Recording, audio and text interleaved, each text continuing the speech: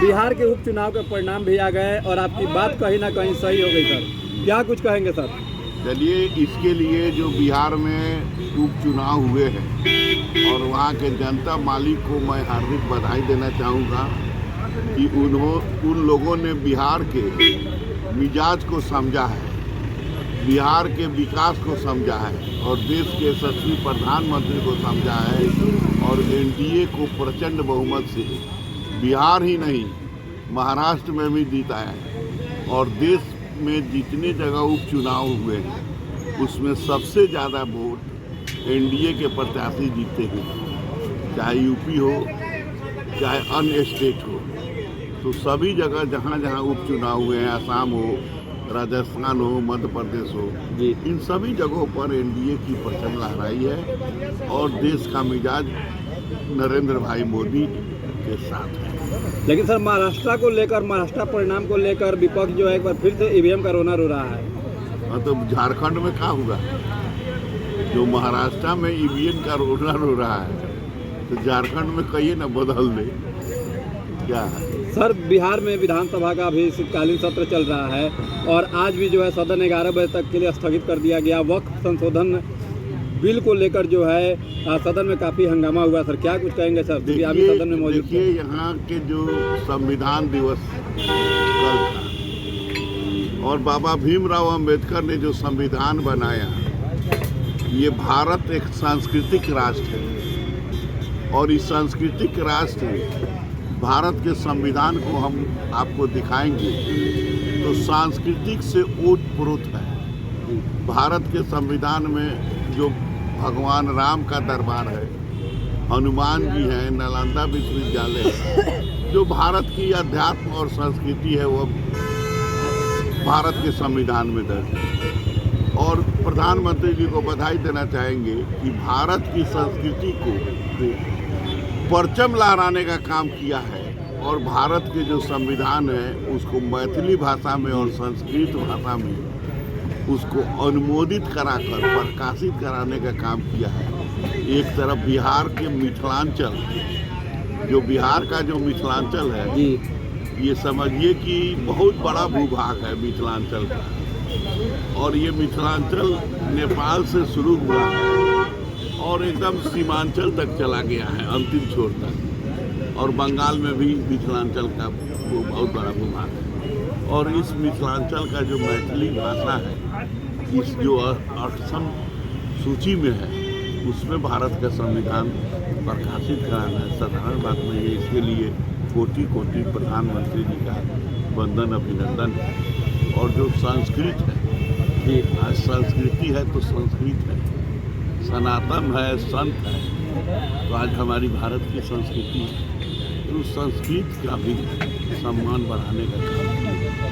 और जो विरोधी के पास मैंने पिछला बार भी कहा था और आज भी मैंने विधानसभा के फ्लोर पर कई लोगों को कहा कि विरोधी के पास कोई विकास की एजेंडा नहीं है। विरोधी के पास जो एजेंडा थे, जो एजेंडा महाराष्ट्र में डाले देखे नहीं, टाइम फीस करता है। तो विरोधी के पास एजेंडा नहीं है, विजन नहीं है, मिशन नहीं है। और जो ये वक्फ बोर्ड की जो बात कर रहे हैं, ये अपने आप को, मैं धार्मिक न्यास बोर्ड का मैं मंत्री रह चुका हूँ। तो आज हिंदू धर्म का जो भी स्थान है उसका इनकम टैक्स लगता है, आयकर लगता है और धार्मिक न्यास बोर्ड से वो अनुबंधित है और उसमें उसको टैक्स लगता है।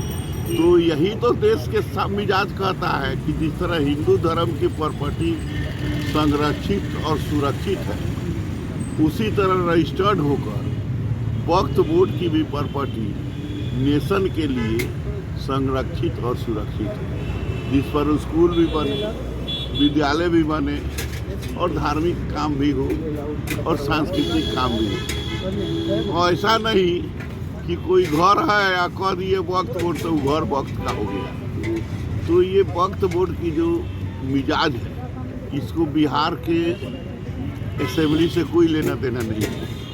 न बिहार के असेंबली में ताकत है कि इस वक्फ बोर्ड के कानून को बदल दे।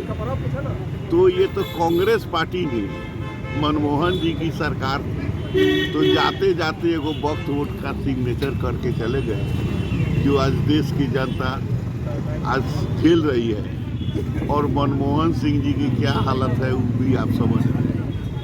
तो आज देश के यशस्वी प्रधानमंत्री नरेंद्र भाई मोदी ने कहा है कि वक्त वोट का सुधार हो, वक्त वोट को एक पैनल पर लाया जाए, और वह पार्लियामेंट में पेश हुआ है और वह पार्लियामेंट कमेटी, स्टैंडिंग कमेटी के पास है। अब उसका रिपोर्ट आवे कि रिपोर्ट में क्या कह रहा है। विद्वान जस्टिस भी हैं, मेंबर ऑफ पार्लियामेंट लोग भी हैं, कई उच्च अधिकारी भी हैं, तो उसका मिजाज तो पहले समझा जाए। अभी तो मिजाज आया नहीं, रिपोर्ट आया नहीं, अब सच्चर कमीशन लागू हुआ।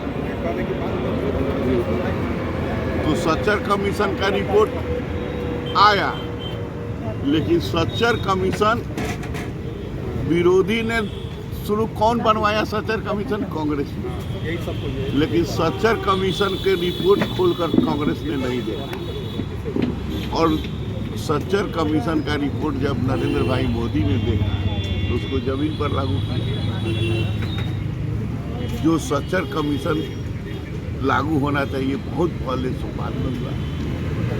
तो आज इनके पास कोई मन और मिजाज और कोई एजेंडा नहीं है।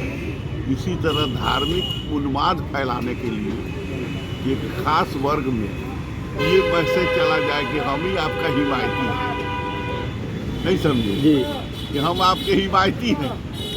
इस हिमायती बनने के लिए ये वक्त वक्त वक्त वक्त कर रहे हैं, उसका कल्याण करने के लिए नहीं। जी जब सत्ता में थे तो उसका कल्याण नहीं कर पाए, उसके जीवन को उन्नति और तरक्की में तब्दील करने का काम नहीं किए। सड़क, बिजली, पानी, आयुष्मान से नहीं जोड़े, राशन से नहीं जोड़े, और उसकी तरक्की उन्नति की बात नहीं करे उसे। और आज जब वह वोट खसक गया है तो वक्त वक्त करके उसका हिमायती का रोल अदा कर रहे हैं। तो जनता सब जानती है आने वाले चुनाव में इनका सारा, जो मैंने कहा था ना कि 225 का जो चुनाव होगा उसमें 225 सीट एनडीए को आए। सर, एक आखिरी सवाल होगा, आरक्षण के मुद्दे को लेकर सर जो है राजद जो है जिला मुख्यालय तक जो है धरना देने वाली है 28 नवंबर को। सर देखिए, आरक्षण जो है, राजद तो आरक्षण विरोधी है। इस धरती पर आरक्षण लाने वाला काका कालेलकर और उनका रिपोर्ट था, लेकिन उस रिपोर्ट की अमली जामा कोई नहीं पहनाया। उस रिपोर्ट को अमली जामा पहनाने वाले जननायक कर्पूरी ठाकुर और अपने श्रद्धेय कैलाशपति मिश्रा जी, स्वर्गीय कैलाशपति मिश्रा जी थे, जिन्होंने पिछड़ा 27% आरक्षण, जो पिछड़े अति पिछड़ों का आरक्षण देने का काम किया। और जब विश्वनाथ प्रताप सिंह की सरकार थी तो उसपे लाल कृष्ण मानवर, लाल कृष्ण आडवाणी थे, जिन्होंने उस आरक्षण को लागू करने का किया। और आरजेडी तो 20 साल मुखिया का चुनाव होने नहीं दिया। किस लिए नहीं होने दिया? कि उसमें एकल पद पर आरक्षण देना था। तो ये कानून बनाकर, ये धन्य है कि नीतीश कुमार जी हम लोग के माननीय मुख्यमंत्री और अपना सुशील मोदी की सरकार थी, तो 50% नारी को आरक्षण, महिला को आरक्षण, अति पिछड़ा को आरक्षण, अनुसूचित को आरक्षण देके समृद्ध समाज सोशल इंजीनियरिंग करके हर व्यक्ति को आरक्षण से जोड़ा। कि आज देख रहे हैं कि बेटी साइकिल चला रही है, बेटी मोटरसाइकिल चला रही है, बेटी राखेल चला रही है। ये देन अगर किसी में है तो वह नरेंद्र भाई मोदी और नीतीश कुमार की सरकार। इन लोगों के समय में क्या, पटना स्टेशन पर उतर गए तो यहाँ आना कठिन था। ये स्थिति थी, अराजकता का माहौल था। आज देखे नहीं, फिर सुप्रीम कोर्ट ने, हाई कोर्ट ने कितना कमाल किया है, सब जमीन घोटालेबाज लोग है, जी। नक्शा उन घेरा है, ये सब अपने पिंजरा में जाने वाले